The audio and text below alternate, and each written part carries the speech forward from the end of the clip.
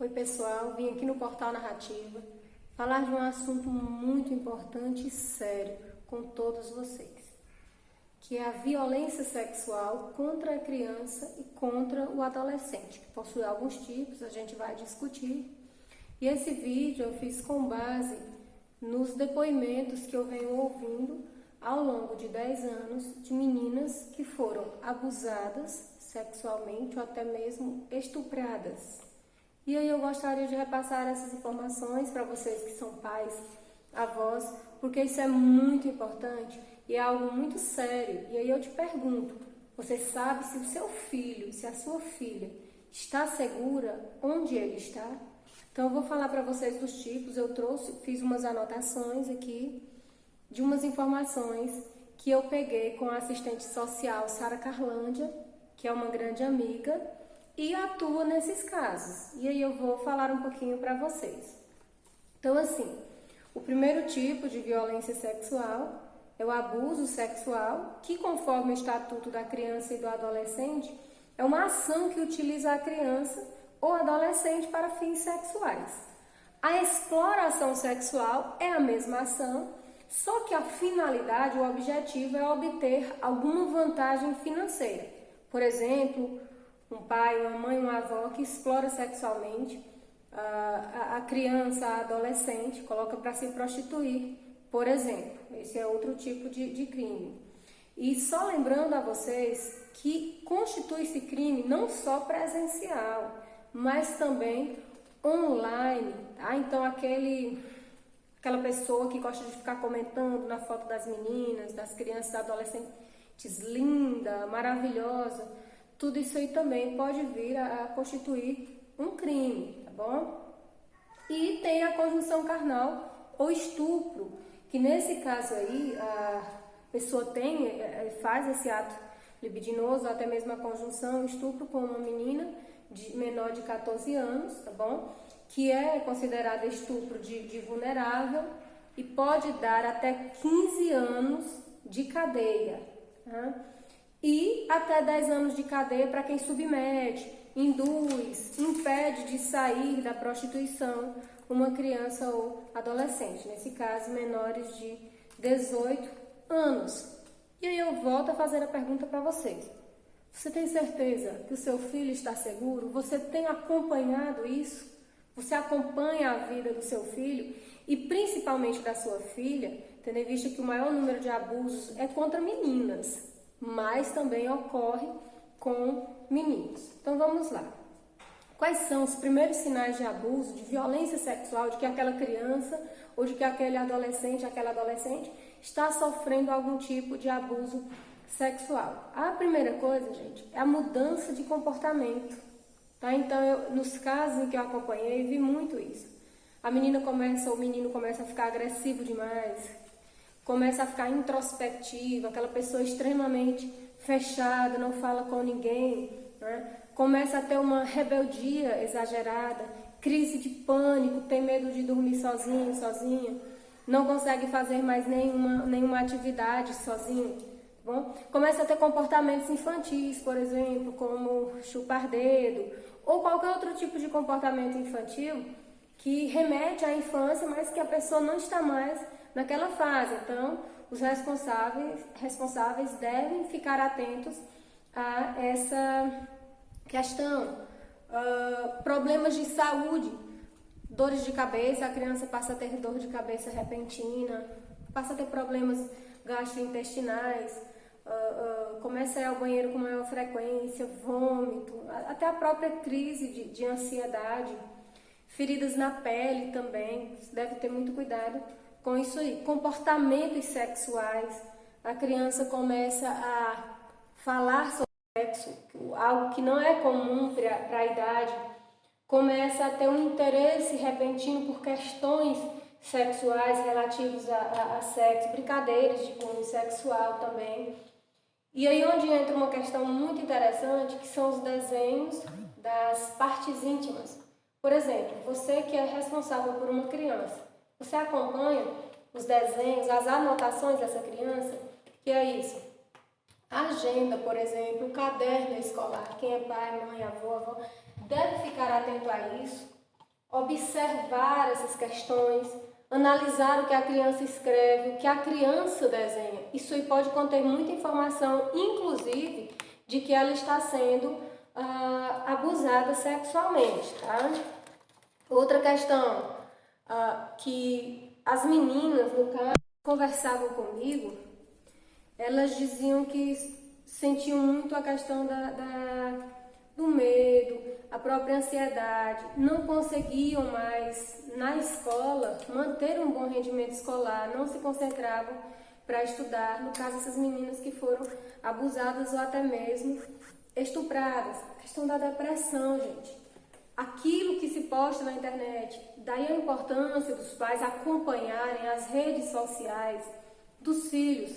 Começou a fazer muita publicação com aquelas rostinhos com lágrimas, frases que falam de tristeza, de estar sozinho, de que você ri, mas é infeliz, imagens de palhaços chorando, olhos chorando. Então tudo isso aí pode ser um indício, um indicativo de que aquela adolescente, aquele adolescente está sofrendo algum tipo de abuso. Então os pais devem acompanhar as redes sociais do filho. Os comportamentos também exageradamente sensuais, começa a postar fotos muito sensuais, inapropriadas para a idade, danças também inapropriadas. Está acontecendo alguma coisa, averiguem, vão atrás, observem as redes sociais dos filhos de vocês.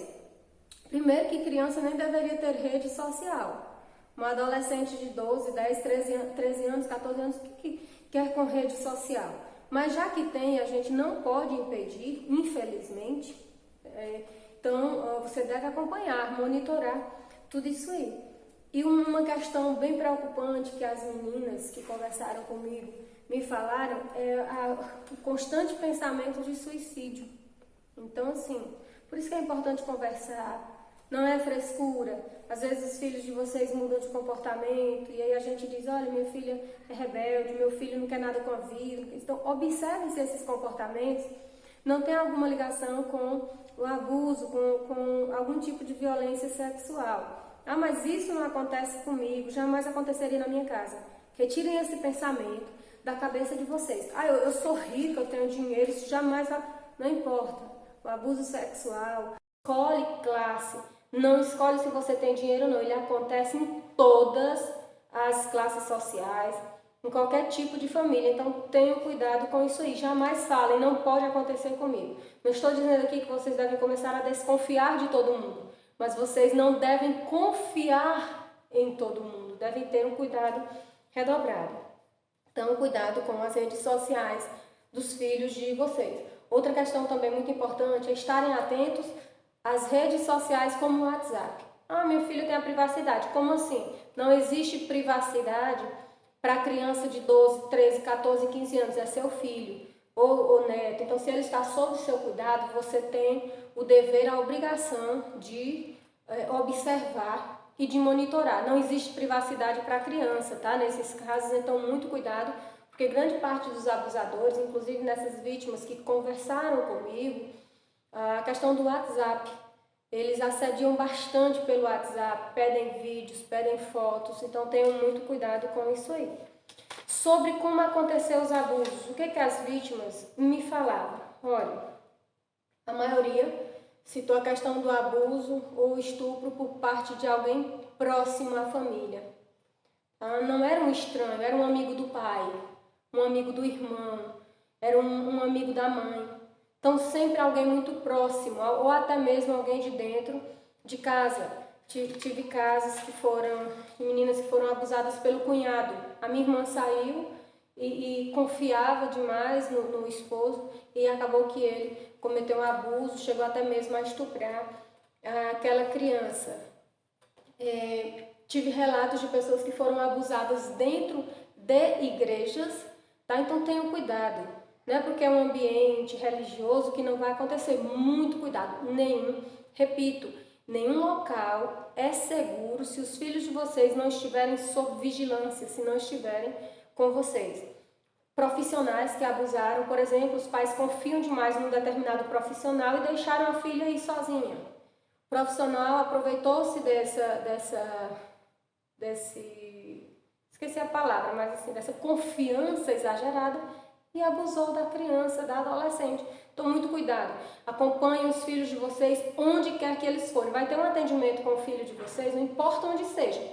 Vá. Não deixem ele ir sozinho, ela ir sozinha. Ou então peçam um adulto de confiança, uma irmã, uma tia, uma parente, para acompanhar essa criança, tá bom?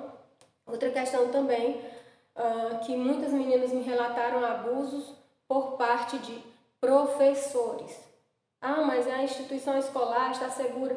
Nem sempre, tá? Obviamente esses abusos não aconteceram dentro das escolas, mas fora, com parte de servidores, de professores. Então, muito cuidado também, monitorem os celulares, escutem o conselho, tá? Monitorem os celulares das filhas e dos filhos de vocês.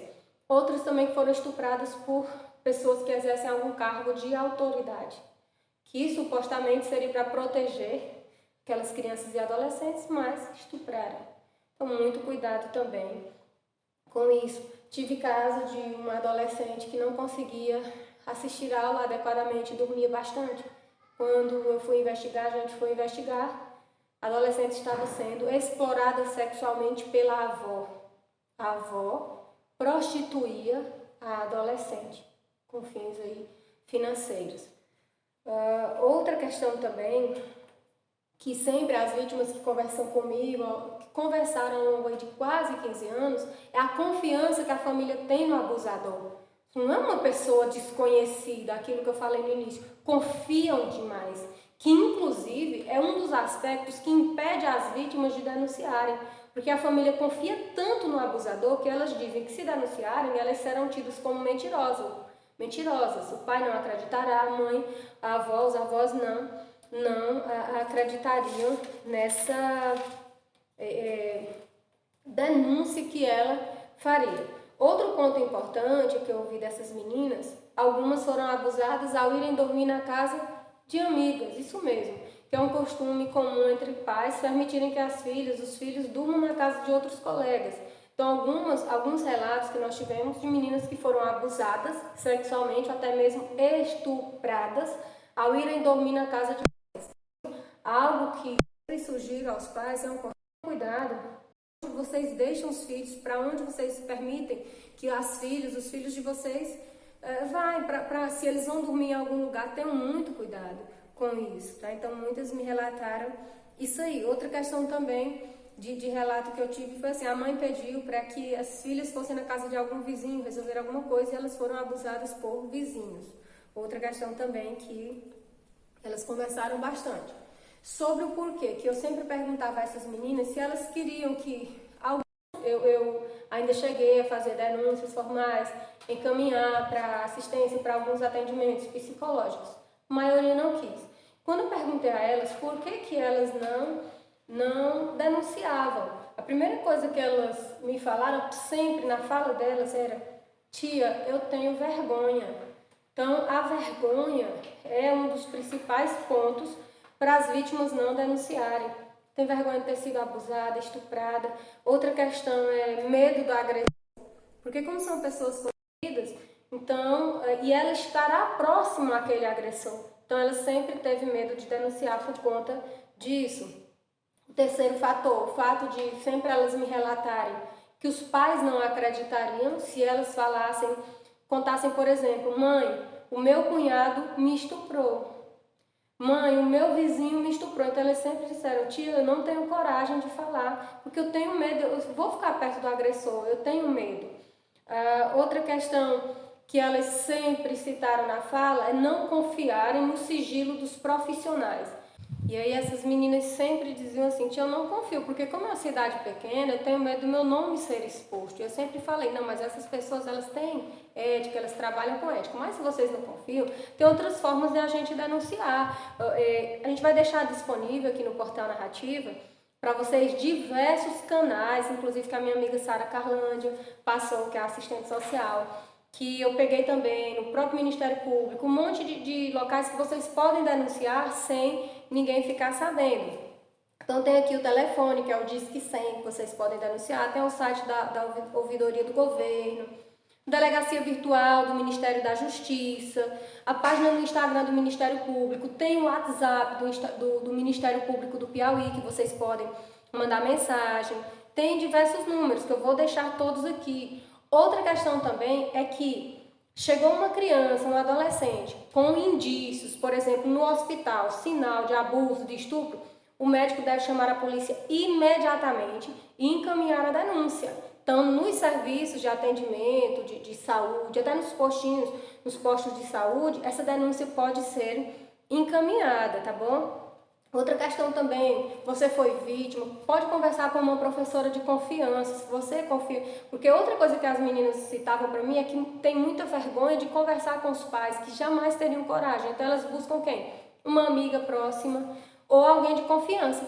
Os professores, as professoras geralmente são pessoas que essas vítimas conversam e procuram bastante. E aqui em Paulistana a gente tem o CREAS, né? Tem um conselho tutelar que deve atuar nesses casos, deve investigar, fiscalizar. Esses instrumentos legais, essas redes de atendimento, elas não servem só para fazer campanha ou uma caminhada uma vez por ano, não. Essa rede de atendimento ela deve ser ativa, efetiva, atuar todos os dias, porque o abuso, o estupro, a exploração são muito comuns, tá? Então eles devem atuar ativamente sempre. Tem também a polícia, que vocês podem fazer a denúncia. Outra questão que a minha amiga Sara Carlandi passou sobre as denúncias. A maioria das pessoas não faz a denúncia porque diz assim, mas eu não tenho certeza se está acontecendo abuso sexual naquela família. Gente, a orientação é que se você desconfiar, você já pode fazer a denúncia imediatamente. Cabe à polícia averiguar, é obrigação dela averiguar a denúncia. Então, assim, você pode fazer de forma anônima, ninguém jamais saberá quem fez a denúncia, inclusive por um desses canais. Você jamais saberá quem fez a denúncia de forma anônima, não podem expor de forma alguma, tá? E assim, você não precisa ter certeza. Suspeitou que está tendo abuso, exploração, olha, eu estou desconfiando que a avó daquela menina está prostituindo ela. Então você vai fazer o quê? Ligar para a polícia, denunciar, passar o endereço, tudo direitinho. Você não precisa dizer quem está fazendo essa denúncia. E outra coisa que os profissionais não podem de forma alguma expor nomes, por exemplo, o nome da vítima. Se expor, cabe um processo, o profissional pode até ser demitido, perder o emprego por justa causa, não pode de forma alguma. Então, assim, o que eu quero com esse vídeo chamar a atenção é para que a gente cuide das nossas crianças e dos nossos adolescentes. A violência contra a criança, inclusive a violência sexual, tem sido uma constante, gente, especialmente no estado do Piauí. São casos e casos. Imagine a quantidade de pessoas que não denunciam, a quantidade de crianças e adolescentes que são abusadas, estupradas e se calam. Podem ser os nossos filhos. Então tomemos cuidado, sejamos mais criteriosos com quem a gente deixa o nosso filho, a nossa filha, onde a gente deixa, tá bom? Não vamos normalizar, por exemplo, achar que é normal uma pessoa de 30, 40 anos namorar, que não existe namoro entre adulto e criança de 13, 14, 15 anos, é estupro, é abuso. Ah, mas a mãe e o pai permitiu, não importa, é crime da mesma forma, tá bom? Então não vamos normalizar, institucionalizar aquilo que é crime. As escolas, cabe às escolas trabalharem a educação sexual, sim, informarem para a criança quem pode, quem não pode tocar de forma alguma no corpo dela. Olha, o seu corpo é privacidade, é seu corpo, é pessoal, ninguém pode tocar em suas partes íntimas. Se tocar, conte para sua mãe, conte para sua avó, para sua professora, porque isso é crime. Então a escola pode trabalhar. Por que as pessoas hoje têm uma resistência e dizem, eu não quero que se trabalhe a educação sexual? Isso privilegia o abusador, o criminoso, porque o que mais o criminoso quer é que as crianças e adolescentes não tenham conhecimento, não saibam que aquilo é crime, que o abusador pode ir para a cadeia, que aquilo não é culpa dela, é culpa exclusivamente do abusador e do criminoso, tá? Importante também que as famílias sejam investigadas e ouvidas, sim, porque os abusos às vezes podem acontecer, a exploração com consentimento da família. Então a polícia também cabe investigar tudo isso aí, mas aí já é outra questão, tá bom? Então, assim, tenhamos cuidado, cuidemos mais das nossas crianças, vamos ouvi-las mais, observar aquilo que elas postam em rede social, com quem elas conversam no WhatsApp. Não vamos institucionalizar nem normalizar a violência, vamos à luta porque elas merecem. Quem está padecendo, quem está sofrendo são elas, são as crianças. Então, assim, vamos lutar sempre contra a exploração, contra o abuso, contra o estupro e lutar para que cada vez mais esses criminosos sejam punidos mesmo na letra da lei. Então, continuem acompanhando a gente aqui no canal, no Portal Narrativo. Qualquer dúvida vocês podem encaminhar via direct. Se você que está assistindo já sofreu algum tipo de abuso também, pode me procurar, que com certeza eu vou buscar uma forma de te ajudar. Ou então busque alguém conhecido, alguém que você confie. E aos pais responsáveis por crianças, tenham mais cuidado com os filhos de vocês. Tchau, tchau.